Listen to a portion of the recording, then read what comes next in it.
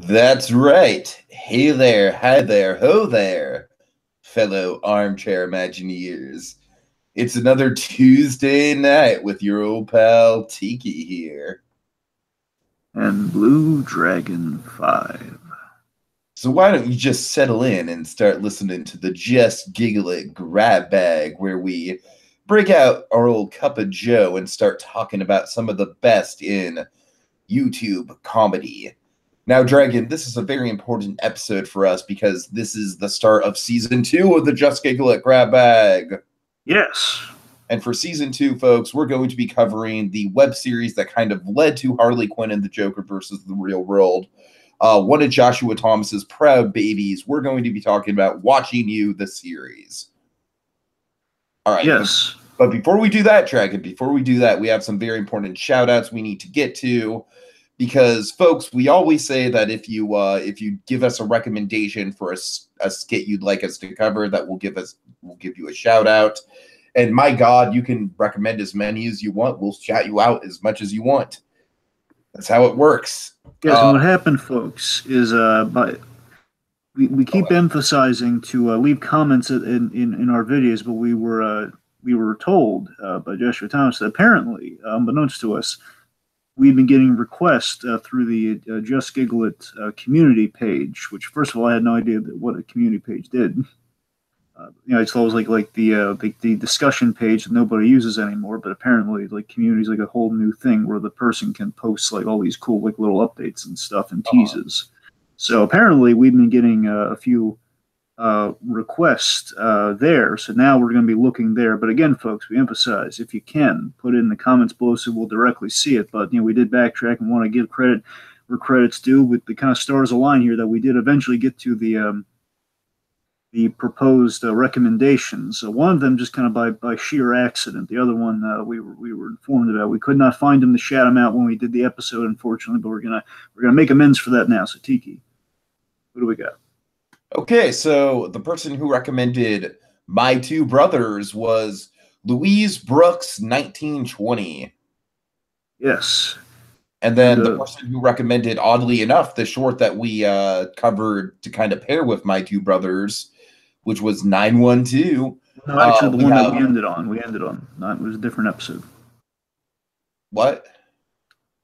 It was a different. The last episode we did was 912. Episode 9 was My Two Brothers. Oh, my bad. You're right. Okay, my bad. Thanks for clarifying. Okay, but anyways, point being, 912 was recommended to us by Fago Rain. Yes, he's a real, really comes alive during the live stream that Just Giggle It has, by the way. Everybody loves Fago Rain, so Fago Rain, thanks. And Fago Rain, by all means, if you want to help us kind of like curate the lineup for season 3, here's the deal. Season 3 is going to be all fan requests for everything, like as much as like if that's 50 episodes of fan requests, Dragon, we're going to do 50 episodes of fan requests. If it's 5 episodes, we'll do 5 episodes of fan requests. But regardless, season 3 is the season that the fans want it to be. Certainly. So, folks, it's in your hands. You go through the Just Giggle It page. Anything you want to see us talk about, by all means, just again put it in the comments below this video. Ideally, we'll peruse the other community section just to be on the safe side this time around. But we get to season 3, we'll be listing off, like, oh, thanks to this person, we're talking about this sketch. We'll be there, bells and whistles on, folks. Right. But for the next 7 weeks, Dragon, we will be talking about Watching You, the series. Now, Dragon, I am going into this thing completely blind. And I got to tell you, man, the first episode, very, very intriguing. A lot of moving parts at play, a lot of parts where it's like, okay, like I'm really, they're setting up for something really interesting. I'm not quite sure what it is yet, but it definitely has me intrigued to watch episode 2. Really good production values, really good music. The music was something that really caught my attention. So that's my overall kind of thesis statement thoughts watching the pilot episode, Dragon. Yes, but just speaking of episodes, something we have to do at the top, of course, is we have a big plug to make with Harley Quinn and Joker versus the Real World, episode 5. Of course, folks, this is the plug we make every episode, because why is it only at 100,000 views, Dragon? It should be so much higher. There is a recent development, Tiki, that's mind blowing, and I meant to, and Tiki doesn't even know about this yet. Oh no. So, folks, the fine folks at Just Giggle, they've been teasing us for at least 2 episodes that, from what I understand, one of them, I think, I'm pretty sure episode 6 is in the can, but regardless, episodes that, for all we know, might be in the can, or at the very least are in various forms of production right now, to the point where they've leaked script pages to us to tease us, like, here's what you get if we get those episodes, folks. So we got to get those episodes past. We got to get episode 5 to the million mark, so we can get episode 6 and eventually 7, because 7, we got a page of 7 leaked on the community page recently, and 7 has a line on it. The end line of page 7 is a line that just makes me so excited to get to this episode, because I won't spoil it for you if Tiki hasn't seen it yet, but let's just say, folks, they're so tantalizing, and there's a great Joker line at the end of the little teased page for episode 7. I want 6, because, oh my god, 6 is going to be amazing, and then 7 is going to be mind-blowing, because we're going to develop the universe even further. And again, this kind of takes me to that headspace I was at with, when the Deadpool script was leaked way back in the day, where you just had, you knew it was going to be amazing, and we've seen the results of episodes 1 to 5. And we know what these people are capable of. I want to see the stuff they're putting on the page realized, darn it. Yeah. So, folks, again, we're going to have a link in the comments section below. There's going to be a link in the drop bar below, I guess, linking you to episode 5 of Harley Quinn and the Joker versus the Real World. Episode 5, one of the best ones yet, but these next 2 episodes might supplant that. The only way to find out is watch episode 5, send it around, tell strangers on the street about it, tell them to check it out. If we get it to the million mark, we're going to get more episodes, and it'll be great. Okay, so watching you. So again, folks, the way we're going about watching you, just additionally, one thing to specify is that we're going into this one blind. So I had watched episode 1, but I had not watched any of the other things. I hadn't even watched the promo until we were going on for it tonight. So we'll talk about the promo too. So we're going into it fresh. We're going for the whole kind of fresh eyes experience on watching you. So again, I'm only 1 episode in now. Tiki is also 1 episode in, and basically each episode is going to be kind of our fresh kind of first experience with each installment of the web series. So that's kind of how we're doing all this. And now, from what my research could reveal to me, this episode is directed, written, and edited, big surprise, by Joshua Thomas. Yeah, and this is really seems to be Joshua Thomas's baby. It is, and here's a big reason why that might be, Tiki. So from what I could find, and by all means, if I'm wrong, if there's an element of the story I'm not getting here, by all means, inform me in the comments. This was by the production company, which I believe is a link. You can find the YouTube channel on the Just Giggle It page, to Frozen Fire Productions.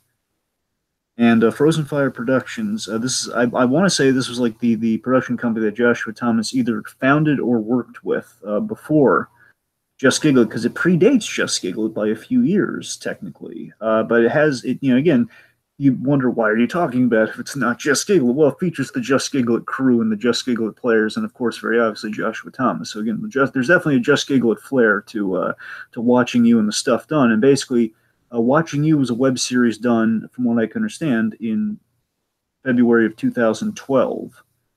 And again, the Just Giggle It, they re-uploaded all 7 installments on their channel in 2016. So this was most likely the first thing they did before doing the sketches. Mm-hmm. Went from, I believe, 2000, at least they worked on it from February 2012, and I want to say it probably wrapped up in either 2014 or, for all we know, 2016, just getting to episode 7.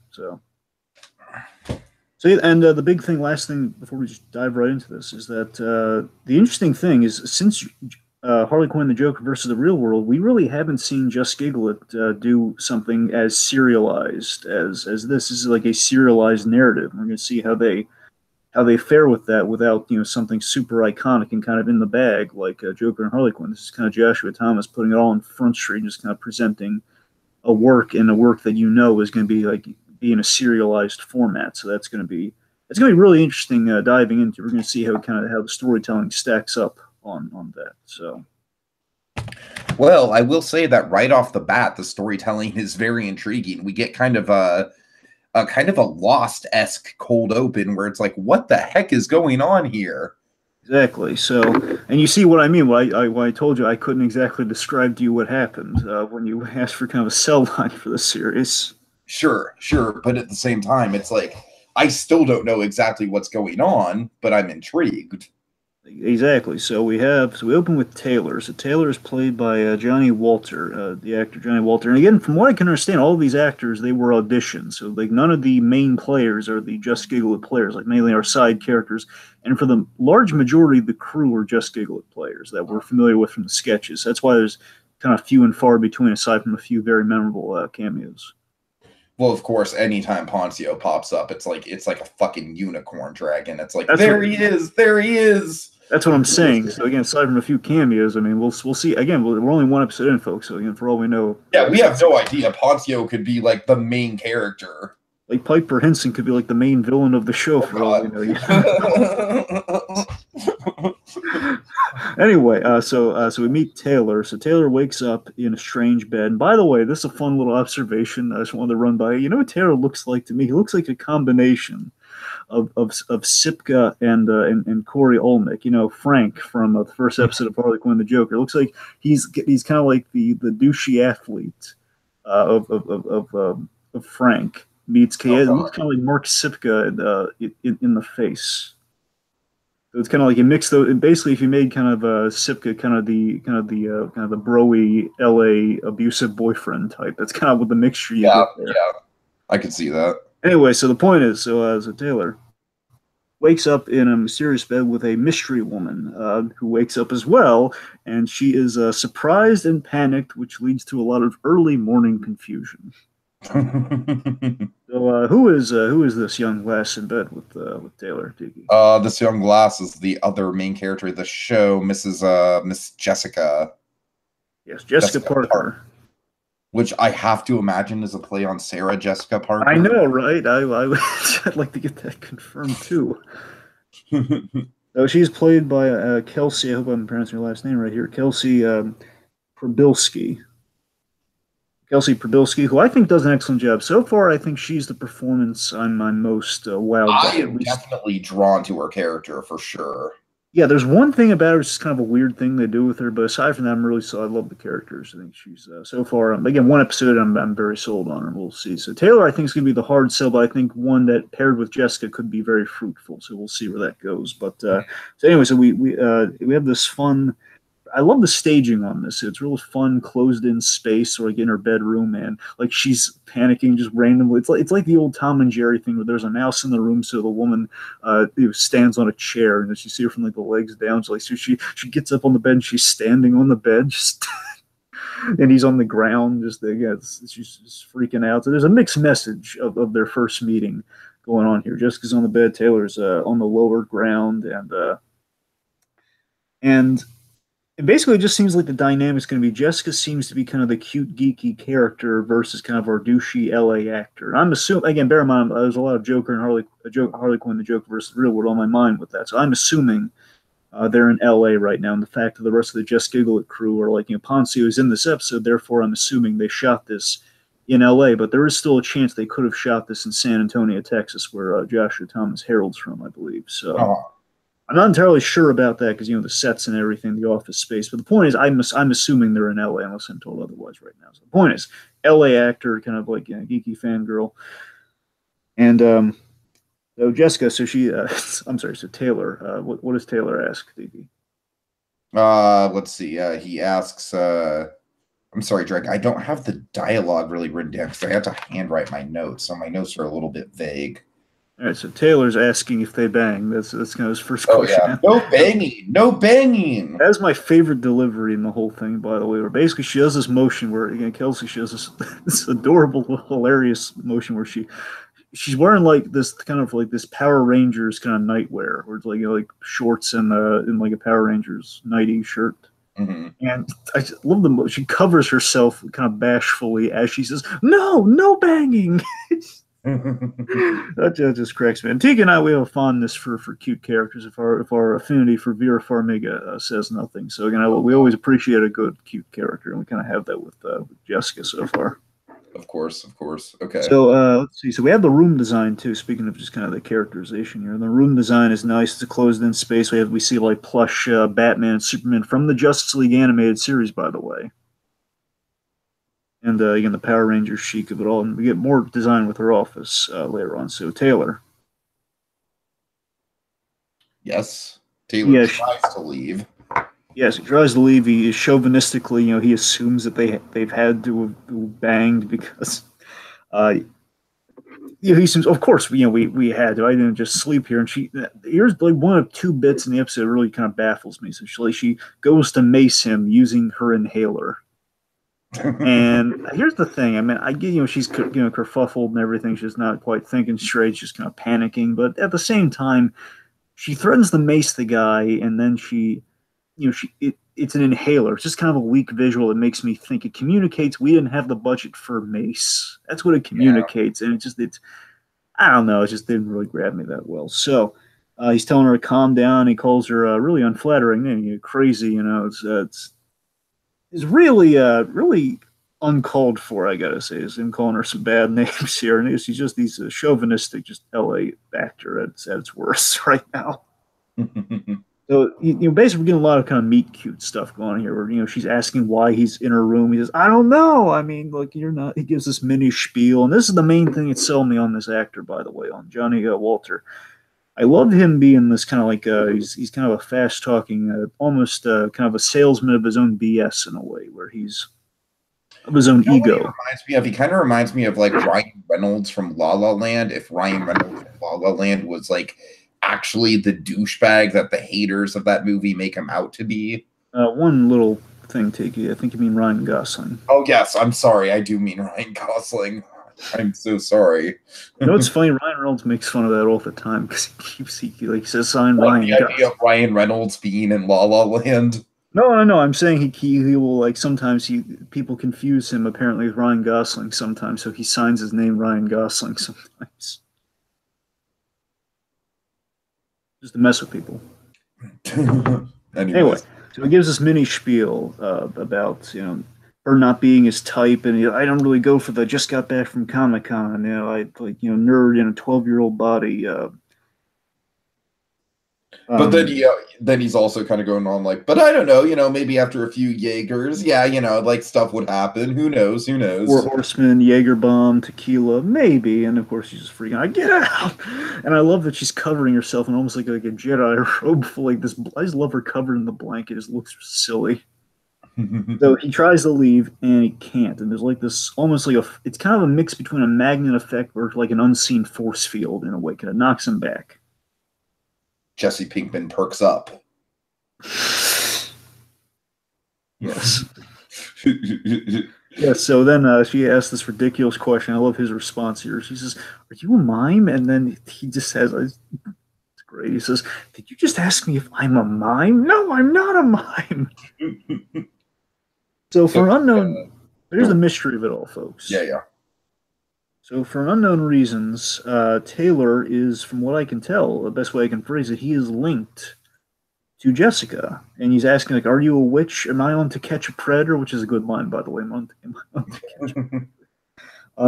She tries to leave, and again, this is where like the link and the whole kind of causal magnetism thing of it all comes into play here, because she tries to leave, and he is drawn to her. He's thrown across the room to be close to her. Mm-hmm. So this is a. Sorry, I was trying. Oh yes, here we go. Here's one of my favorite elements of the episode. We have this really smart. So as Taylor's trying to get his bearings here, there's a really smart cryptic cut. Yes, to a flashing headlights. Taylor staring down at the business end of a car. And here's my theory. Here's what I think's happening. Here's the time to speculate on this real quick. My theory is one of two things. One, he's a ghost. He was killed and he was hit by the car, and he's a ghost kind of.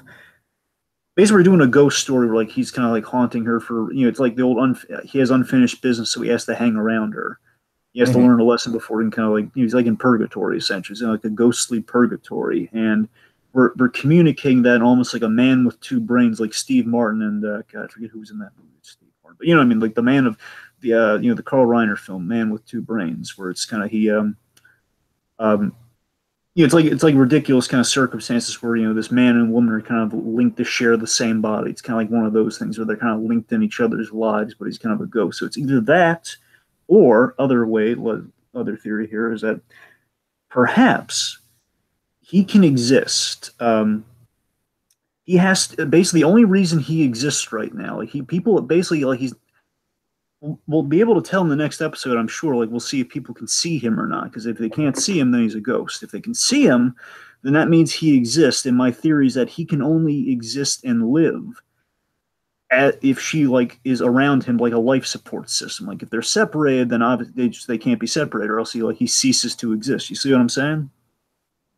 Yeah, I've got my own theories on this. Well, sure. Like most likely, at the end of the day, I think how we're going to communicate this though is it's going to be like a liar thing where we never reveal what we see how, and we see how and how it works, but we never reveal like what the science is like. Is it like a blight from God? We have no idea. It's like is it magic? You don't know. Okay. There's a knock at the. I'm sorry. Do you want to go over some of your theories? You want to say that for the end? Yeah, I'll just go over them now so we can save time at the end, if that's okay.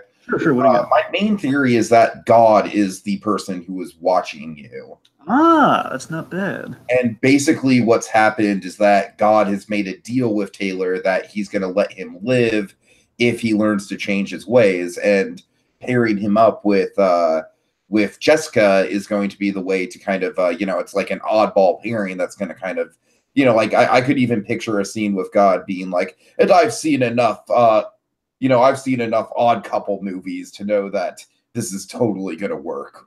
That would be funny. We'll see how that goes. Poncio playing God. I want that. I want that very much. But you know what? Actually, I'm just going to throw it out there. Maybe again, just to kind of make maybe some sense of the premise here. Maybe it's Piper Henson is goddess. You never know. I'm just saying, like the whole yeah, you need to learn a lesson here. I don't know. Maybe it's it's a forward thinking kind of religious allegory. I don't know. Okay, so we flashed to 2 days later. Oh wait, there's an important detail we got to pick up earlier in the next episode. There's a knock at the door. Oh, I'm sorry.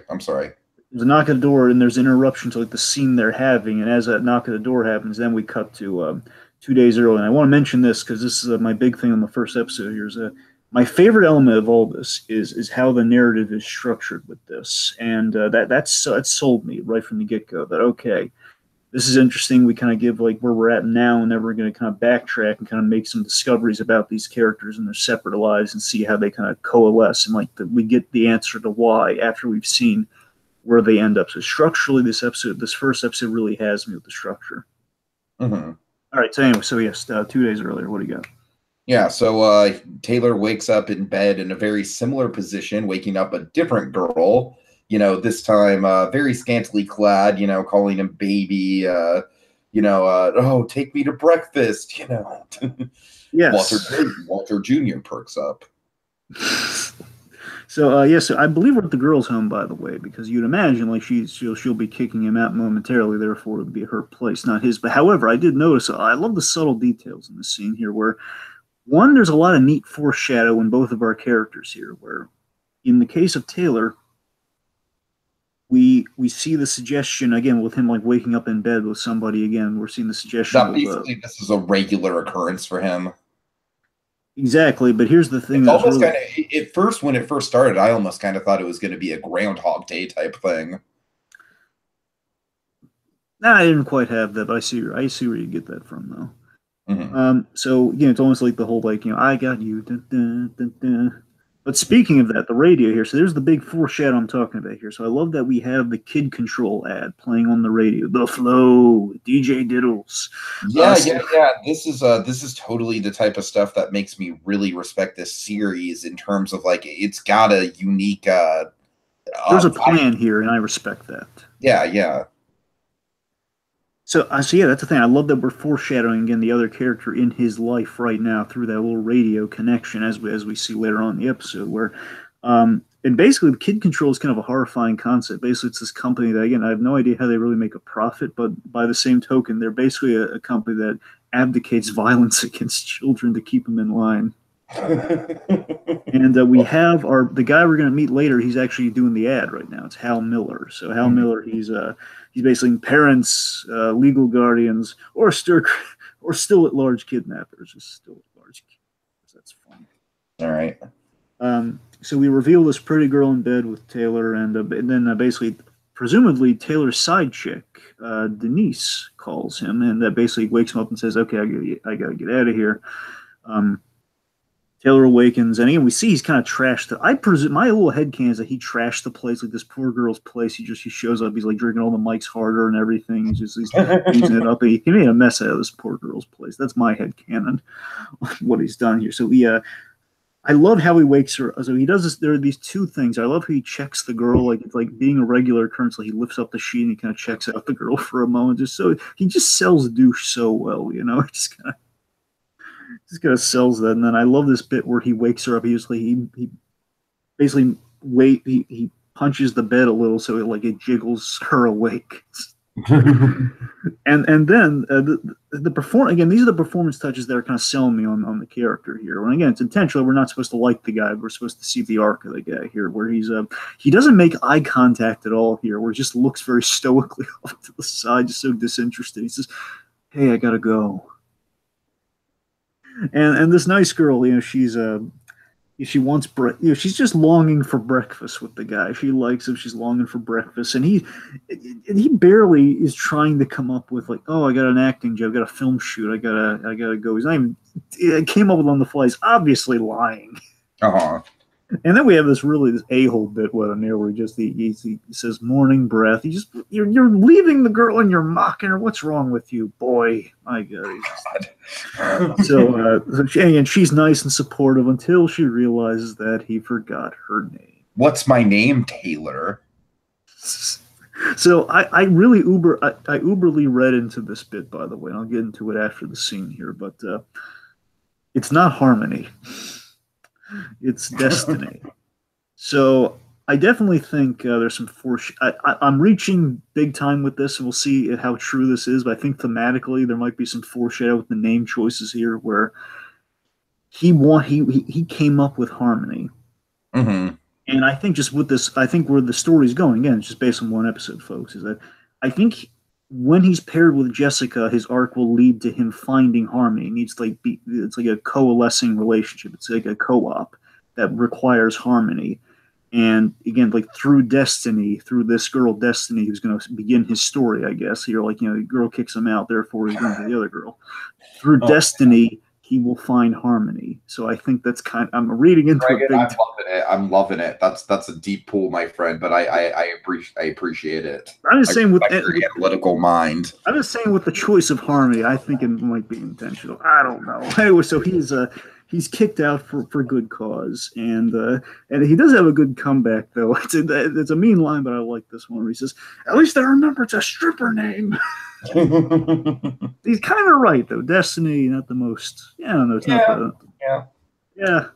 Very popular among some certain Canadian strippers. Anyway, so we have this neighbor outside. Now, again, the one gripe I have against the episode production-wise, that this is probably early on in the kind of the Just Giggle It crew's experience here.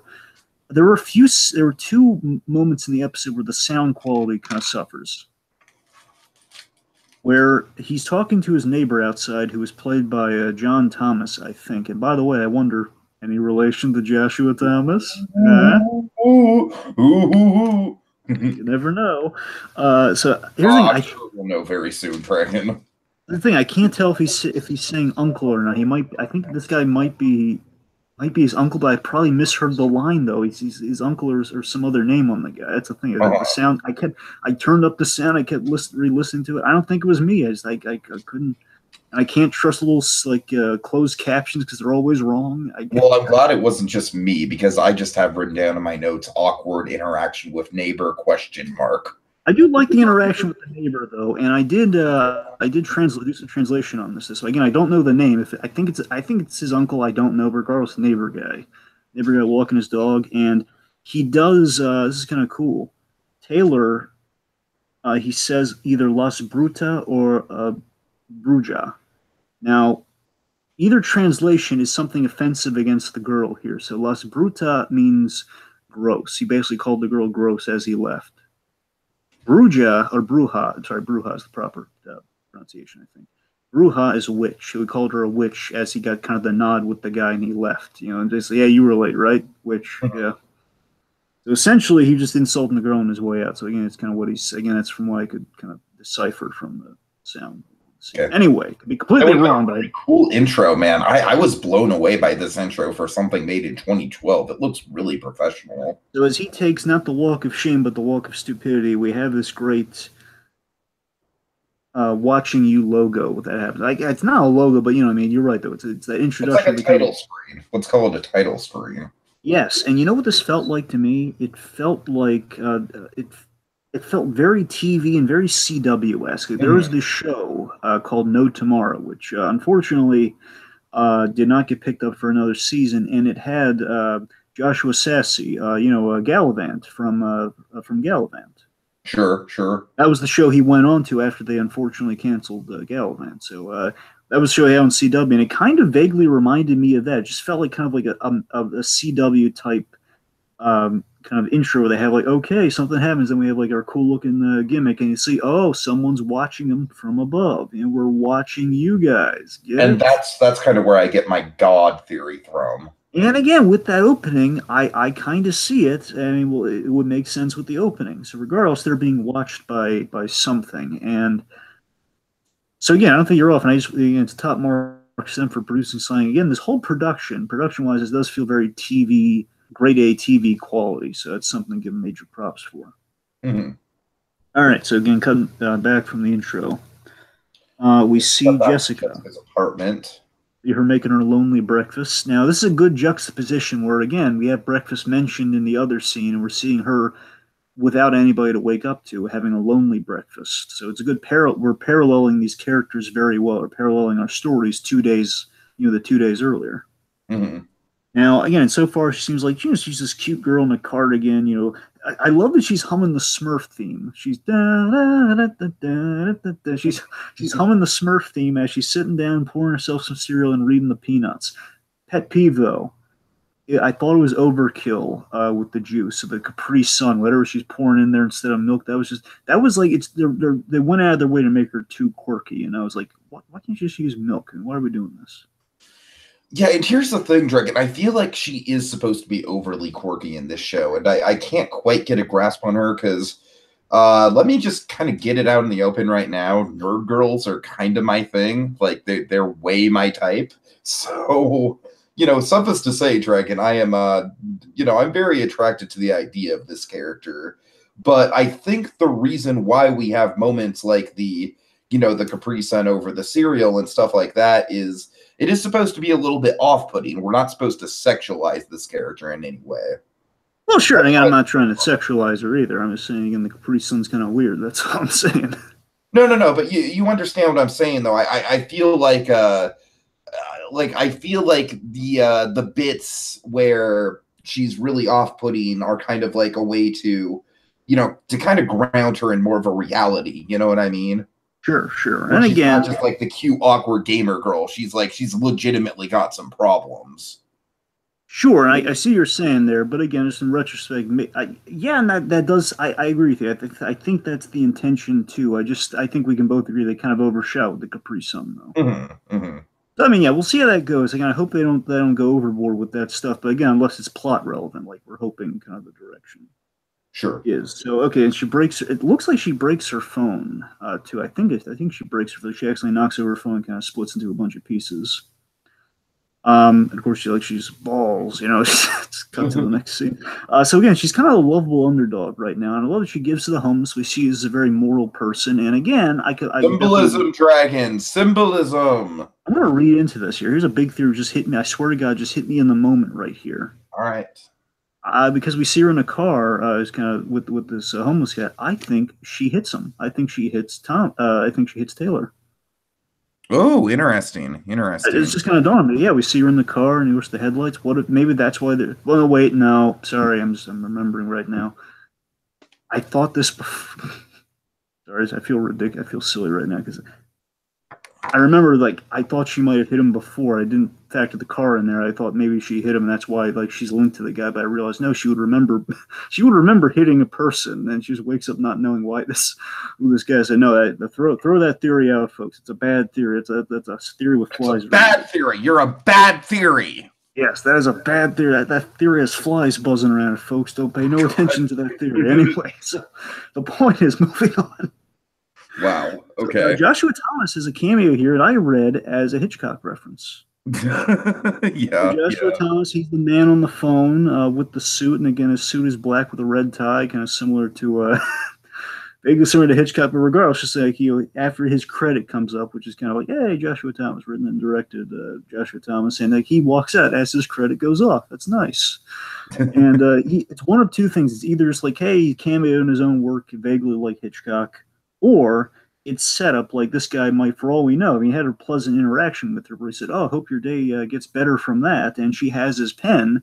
I wonder if it's a setup for like a double date scenario or something. We're like, hey, she has a date, but then she has this guy intrinsically linked to her, so he has to come on the date too. Oh, shenanigans. So, yeah, one of those two. Again, could just be a harmless cameo. Could be like maybe setup. I don't know. The pen seems like a setup to me. We'll see. Anyway. So we enter the corner offices. Yes, and Kid Control is quite is a frightening yet silly place. Okay, and are you ready for some Poncio, Dragon? Are you ready for some Poncio ridiculousness?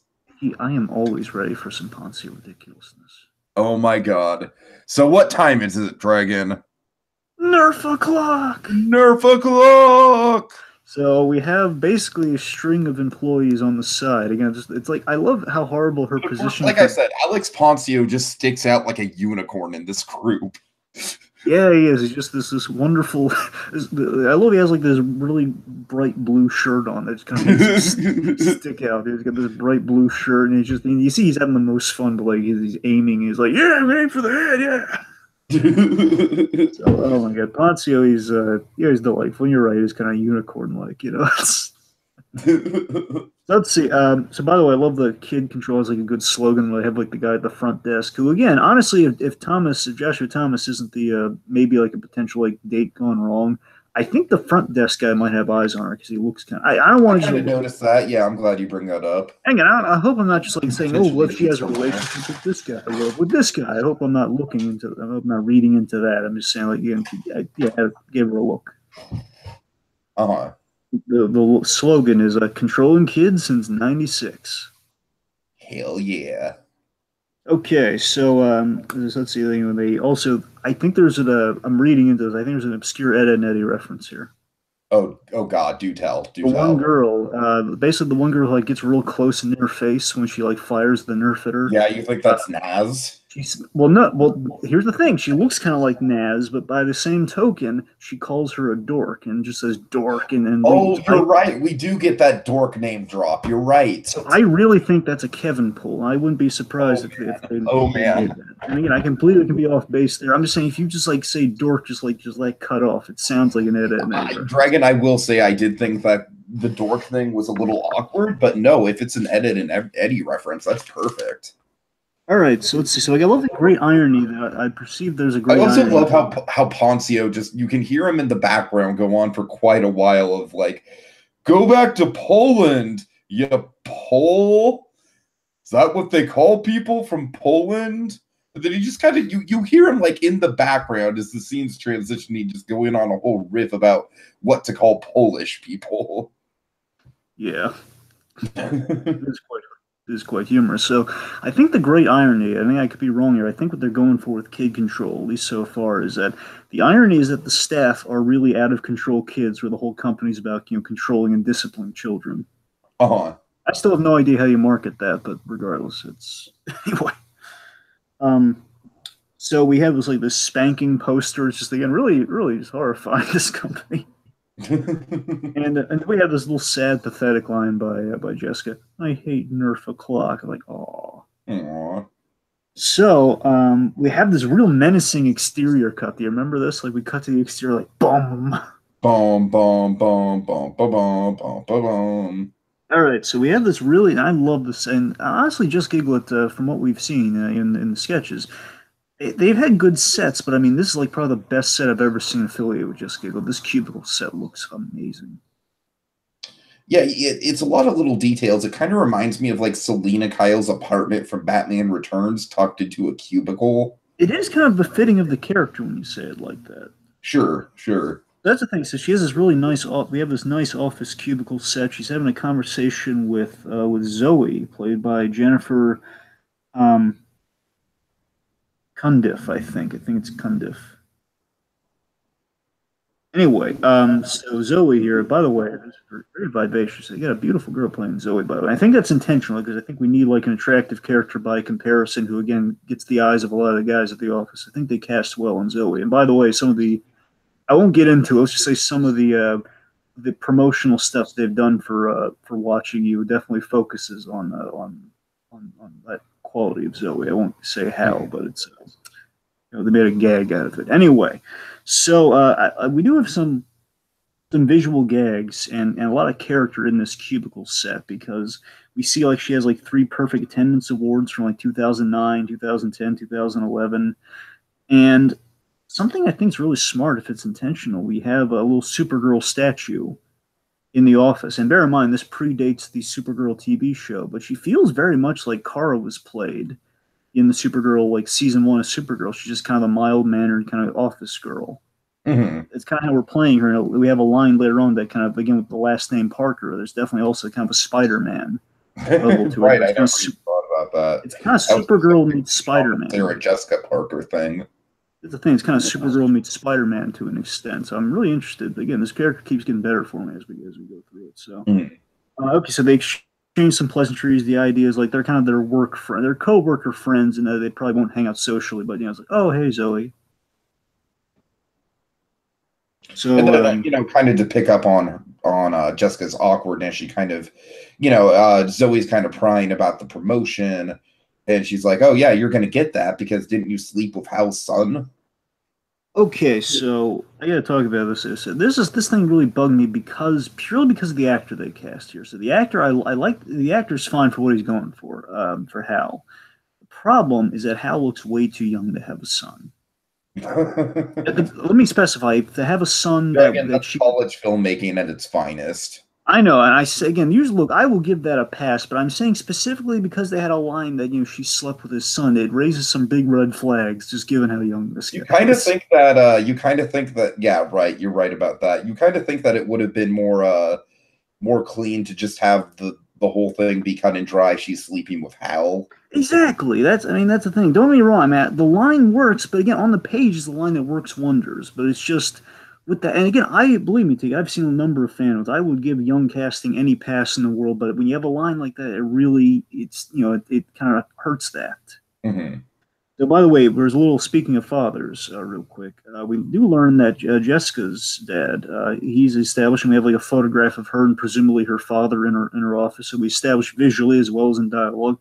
Her father is important to her, and her father is in the hospital for his diabetes. He's being held overnight. Mm-hmm. Also, a little Wolverine plushie in the office too. I just want to mention that. Yep.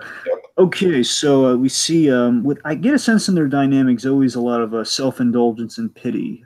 With she pities Jessica when she kind of gives her time of day. I feel that's kind of like the whole thing behind their dynamic. There's some really mean passive aggressive stuff that goes down in the scene. There is, especially with Hal coming up here. So wait, I know what it is. It's the whole, it's the bit where it's like, oh, did you read today's classic Peanuts? And it's like, oh, you're not serious, are you? Oh my God, you are serious. Yeah, come on, everybody loves Peanuts, man. Everyone loves Peanuts. If this girl worked with me, I was like, hell yeah, let's sit down and have a conversation about the Peanuts right now. That would have been like Zoe. Well, I guess if I were Zoe, I would say, Jessica, tell me all about it. I want to hear all about this Peanuts. Yeah, that's what I'm saying. I'm like, no, seriously, what? Seriously, I love the Peanuts. Let's tell me about the Peanuts. Yeah. Anyway, let's see. So we do. So Zoe is there specifically to exposit that Hal is looking for a new district supervisor, and again, that's where the whole slept with Hal's son. The weird line there, and basically, I'm not a slut. The slut never left my mouth until just now. Never seen some of the social awkwardness with Jessica. She means well. Again, she's just not quite getting social graces, and the actress really pulls off socially awkward in a really realistic way where. Like I said, Dragon, it's not just cute, nerdy girl. Like some of it is supposed to make you feel a little bit uncomfortable. Exactly, and I think you're absolutely right too. She's nailing it. And then also she had this line. She compliments the dress. They kind of transition like a little non sequitur to like, oh, that's a very nice dress. Which, by the way, just unrelated. I agree with her. That is a really nice dress that it was wearing. So I was like, seriously, it has like a cool design, little blue belt on it. So it was nice, good fashion choice. Anyway, so then we reveal. So then Hal walks up behind her, and I love that. And this is like a neat little bit here where Jessica's trying to signal her, like, Hal, as she mentions, like, slept with the son. Like, no, the son. Again, creepy when you think about it. Again, it wasn't intended this way. It's just on the page. Then shot just makes this kind of weird. She reveals that, oh, no, I didn't sleep with Hal's son. This son saw me naked. I slept with Hal. And it was and again, as she mentions Hal, and of course, just like, hey, Hal's right behind you. It says, no, yeah, but when I slept with Hal, it was kind of jerky, you know? And of course, just with Hal right behind her, and says, oh, hello, Hal. And it says, hello, Jessica.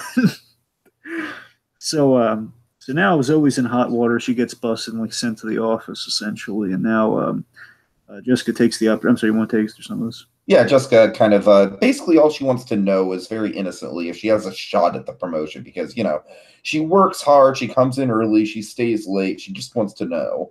And she offers the upside of being jerky in bed, and of course that just not helping her. So again, very sheepishly, she's asking for this job and to be considered for the job. And Hal very harshly laughs off kind of a fangirl leadership. In a leadership position, essentially. He has some really cutting, really mean lines where he says something along the lines of like, you know, I want to do this, I want to do this, I want to marry Spider-Man. That one really hurt. I gotta tell you, it's like, oh man, that's not. Then also when he says we're gonna change this into the Ganondorf house, she corrects him and says Gryffindor, and he just at that point he just like goes off on her like, you see, you are a nerd. How dare you? What a prick that Hal. And again, he plays a prick well. I'll give him that. I feel like Hal and Sam Loomis would get along really well. Oh my god. However, I don't want Hal killed as badly as I want Sam Loomis killed, though. That's no, I agree. I'm very happy to see Sam Loomis murdered. You know, all right. Anyway, so then Chase is really, oh man, he has two really creepy bits here, and one gripe I have with the episode is at the very end here, but it's called a vibrator, Parker. Use it. Which one is a creepy suggestion, but the other thing, the other thing is he doubles back, so he leaves and then he comes back, and basically for basically reassurance about so jerky is a good thing, right? And she nods yes just because she's scared, and it says, yeah, I get my hip hop, my hip hops got a lot of weight down there, and he takes I love the stage here. He takes like one of her candy she has on her desk, and he leaves, and she says, gross. Now here's the biggest problem I have with the other stuff are mainly gripes. I mean, honestly, the thing with the writing with the sun is just it's glazing, but it doesn't kill the episode. This thing does kind of, I think, really hurts the episode overall, though. So, ending on like the gross bit, I just feel as like it's a move that necessitates more viewings. Let me put it to you this way: on the whole, a series like Harley Quinn and Joker versus the Real World, that's a series in which I desperately want to see the next episodes. And if they ended it there, they could end it there and be like, well, it's satisfying as I want more very desperately, as the very situation we're at now. Like, oh my God, I mean, 5, they could end it here, but my God, I want more. Right. But in this case, this is an episode that needs another one. Otherwise, the story doesn't work. Because, I mean, I'm not just saying the fact of, like, we know we're getting more, hence the episode 1, but I'm saying that I don't think we ended at the best point on the first episode here. How do you feel? Okay, here's the thing. I kind of feel like it would have been more effective if it would have been a little more threatening and a little less, like, if it would have come off like less of a joke. You know what I mean? Yeah, it just feels like the end of a scene, not the end of the episode, right? That's what I'm saying. But if it was a really threatening note to leave the character on, then I could see them kind of that being a more effective punch to end things on. Exactly. If they kind of stuck the landing more on gross or made it something else. Sure.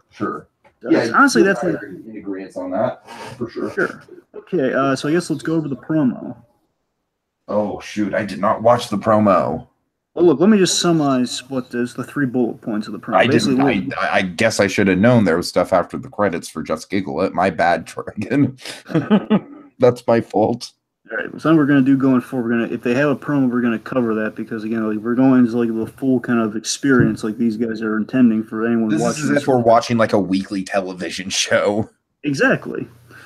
So basically, the promo we get 3 kind of just to summarize the 3 bits here. So we're gonna meet Denise next episode.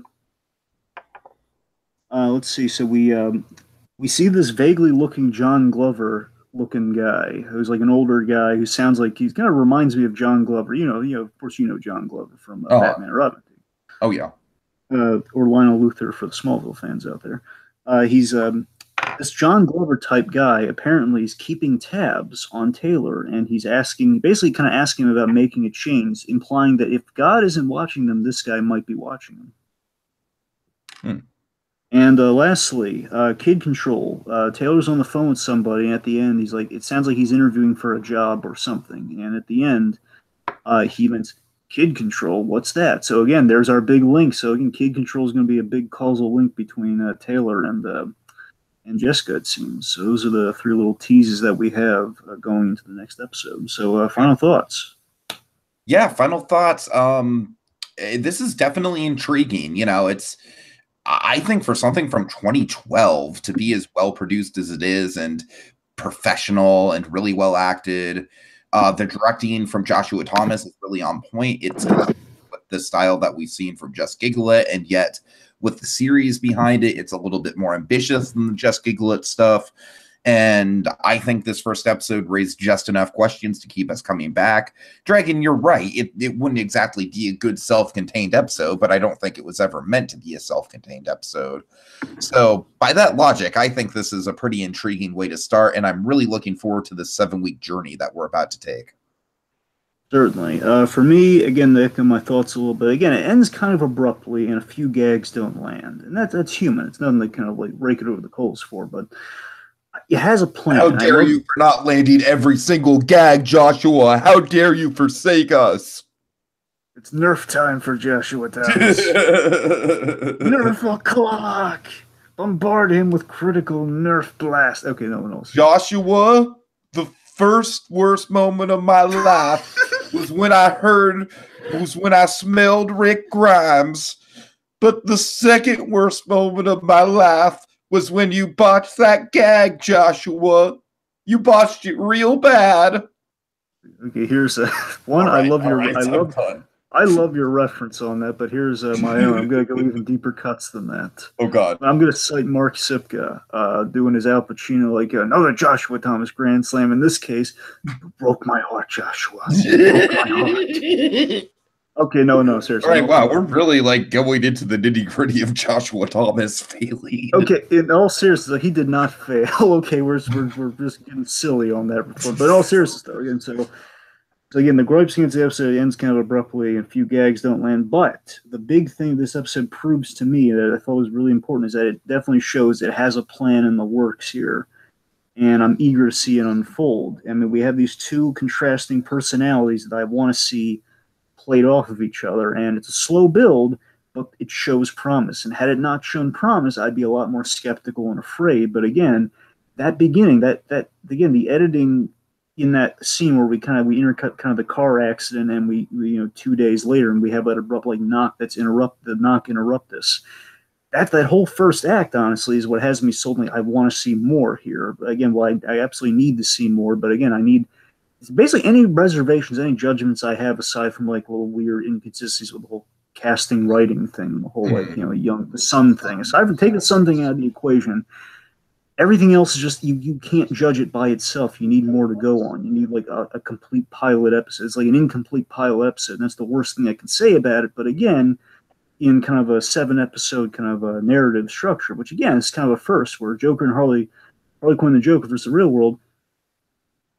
In the beginning, it was supposed to be a one-off, and that just kind of got continued. So again, that's why Harley Quinn the Joker can stand on its own the way that it does. and every episode's like a bonus. Where in this case, this is a long form narrative where again there's a plan in place. So again, with that plan in place, I'm definitely intrigued, and I have confidence in this is going to pay off. So. All right, folks, thanks so much for watching. And don't forget, Season 3, after we cover the next 6 episodes of Watching You, Season 3 is going to be all fan requests. And if that means 3 episodes, that means 3 episodes. If it means 30, it means 30. But gosh darn it, we're going to get to every fan request. So don't forget to send in your recommendations, Dragon. In the meantime, who's everyone's favorite Just Giggle It live chatter, Dragon? Poncio. Well, no, I was going to say Fago Ray. Just wanted to say Poncio too, that's all. Poncio!